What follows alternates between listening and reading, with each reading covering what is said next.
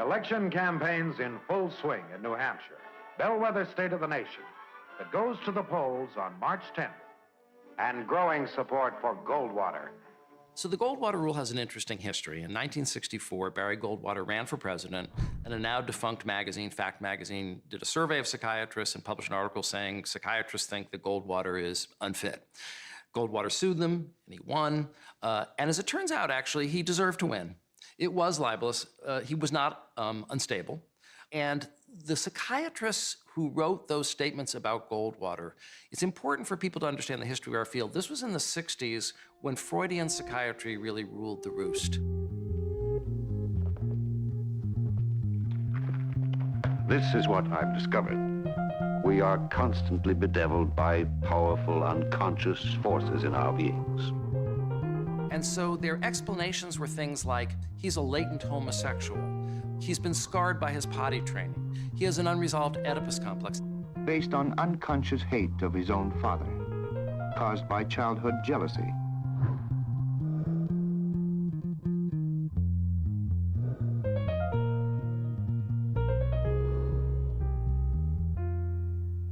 Freudian psychiatry, though it has many important and positive aspects and helped move the profession forward, it's not been used well in terms of its analyzing public figures. By outward appearance, you're 10 years older than you were a year ago. Some weariness has bit at my bones. It's not true that having any kind of mental health disorder would make someone a bad president. One of my favorite books is a book called Lincoln's Melancholy, about how Lincoln's being a depressive personality is part of what allowed him to win the Civil War.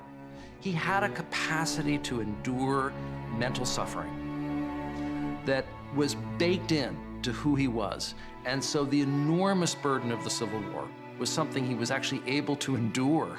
I have seen what's happened in this last 4 years when, in my state, when people lose their jobs, there's a good chance I'll know them by their names.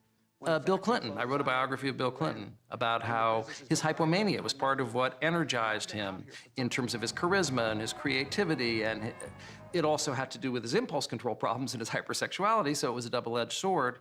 But it doesn't disqualify someone from being president if they have a psychological disorder. My name is John Gartner. I'm a psychologist. I taught in the Department of Psychiatry at Johns Hopkins University for 28 years. I've written some books. And I'm the founder of Duty to Warn, an organization of mental health professionals that believe that Donald Trump should be removed because he's psychologically unfit. My name is Lance Dotis. I'm a psychiatrist and a psychoanalyst.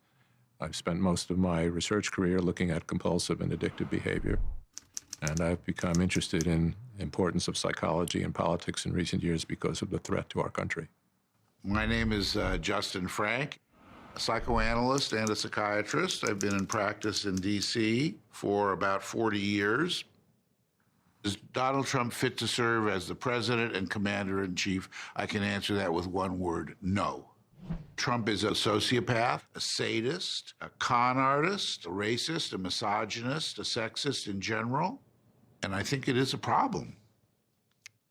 How dare liberals, people on the left, try to undo democracy by accusing a president of being mentally ill without any basis. Look, these psychiatrists now who are trying to diagnose without ever having met the man. This is not the first time the left has gone at Republicans. They did the same thing to Barry Goldwater. They did the same thing to Ronald Reagan. Over 1,000 psychiatrists diagnosed Barry Goldwater and said he was mentally ill. They were then rebuked by the American Psychiatric Association and said, do not make diagnoses without seeing the patient. And they continue to do it today. I actually interviewed the last living member of the ethics committee that formed the Goldwater Rule, and he said these were obviously wild speculations. They weren't founded in fact, and so they embarrassed the profession because they were really idle speculations. And so that's why they passed that rule. He said to me, we never intended it to be a gag order, meaning that psychiatrists could never speak up about public figures. We just didn't want them making unfounded statements. The Goldwater Rule today has been incorrectly extended. And the incorrect part about it is that it now is being used to suppress speech. about things that are knowable. It's as nonsensical as saying an orthopedic surgeon shouldn't be able to watch somebody in a football injury and say that person probably has an ACL tear. He can say it because he's an expert in the field. Something happened, he observed it. And what people need to understand is that actually the psychiatric interview is the least reliable method of making a diagnosis, because our current diagnostic system, the DSM, is based on observable behavioral criteria. Well, when you meet with someone, they can lie to you. So they can say, oh, I never did that, or I don't do that. But if you could actually observe their behavior, if you could follow them around, if you could watch them on TV, if you could read their social media, if you could talk to all their significant others, you'd probably get a much more reliable indicator of how they behave. I'm not concerned about anything with the Russian investigation because it's a hoax. That's enough. Put down the mic. Psychologists and really all mental health professionals have the duty to protect society if there's a risk to society.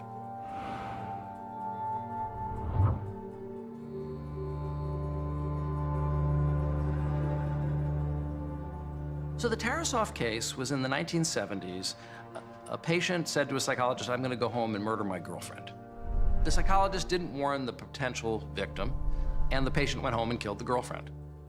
And it's now the law in all 50 states that if you are aware that a patient might be a danger to someone, confidentiality goes out the window. And confidentiality is one of our core values, but it's more important to warn someone who could be harmed than it is to maintain even our core value of confidentiality.